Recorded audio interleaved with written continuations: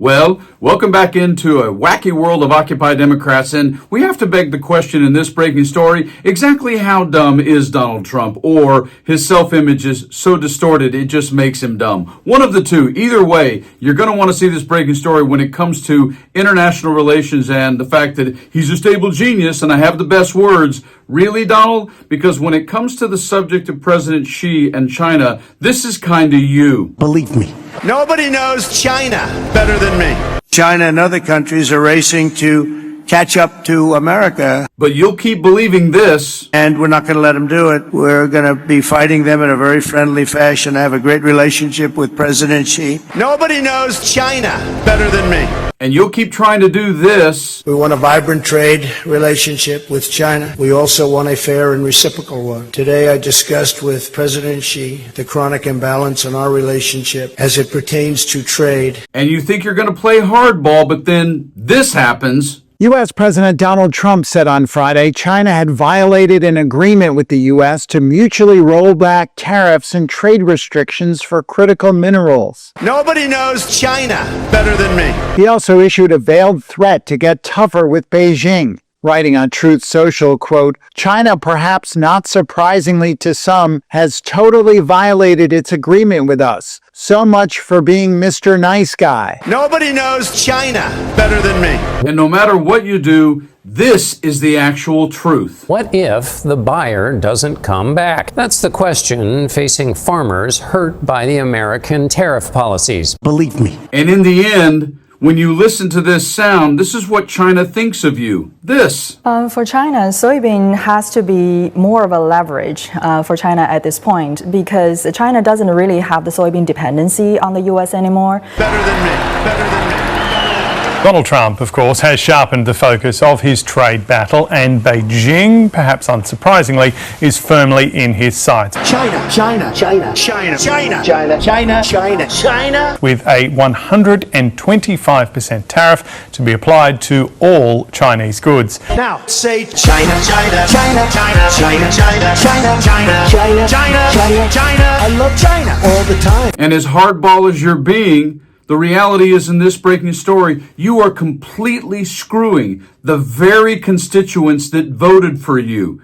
The farmers, these guys. For the first time on record, Chinese buyers ordered 0 soybeans from U.S. farmers as the fall harvest began. But you'll continue to believe there's just a little bit of pain everybody has to have because you're so dang smart. Really? Believe me. Nobody knows China better than me. So in this breaking story, what did China basically just do to Donald Trump?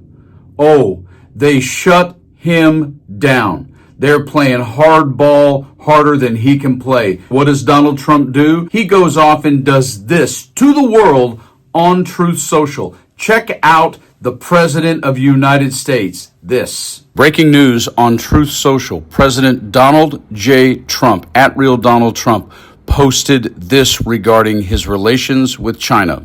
In quotes, some very strange things are happening in China. They are becoming very hostile and sending letters to countries throughout the world that they want to impose export controls on each and every element of production having to do with rare earths and virtually anything else they can think of, even if it's not manufactured in China. Nobody has ever seen anything like this. Essentially, it would clog the markets and make life difficult for virtually every country in the world, especially for China. We have been contacted by other countries who are extremely angry at this great trade hostility, which came out of nowhere. Our relationship with China over the past 6 months have been a very good one, thereby making this move on trade an even more surprising one. I've always felt that they've been lying in wait, and now, as usual, I have been proven right. There is no way that China should be allowed to hold the world captive, but that seems to have been their plan for quite some time, starting with the magnets and other elements that they have quietly amassed into somewhat of a monopoly position, a rather sinister and hostile move to say the least. But the U.S. has monopoly positions also, much stronger and more far-reaching than China's. I have just not chosen to use them. There was never a reason for me to do so. In all caps, until now. The letter they sent is many pages long and details with great specificity each and every element that they want to withhold from other nations. Things that were routine are no longer routine at all. I have not spoken to President Xi because there was no reason to do so. This was a real surprise, not only to me, but to all the leaders of the free world. I was to meet President Xi in 2 weeks. at APEC in South Korea, but now there seems to be no reason to do so. The Chinese letters were especially inappropriate in that this was the day that, after 3,000 years of bedlam and fighting, there is peace in the Middle East, in all caps. I wonder if that timing was coincidental, ? Dependent on what China says about the hostile order that they have just put out, I will be forced as President of the United States to financially counter their move. For every element that they have been able to monopolize, we have two.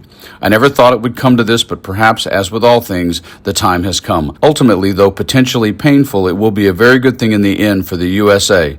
One of the policies that we are calculating at this moment is a massive increase of tariffs on Chinese products coming into the United States of America. There are many other countermeasures that are likewise under serious consideration. Thank you for your attention to this matter. Donald J. Trump, President of the United States. What in the world are you trying to do? You may think that China is the same as Portland, but it isn't. China isn't Chicago.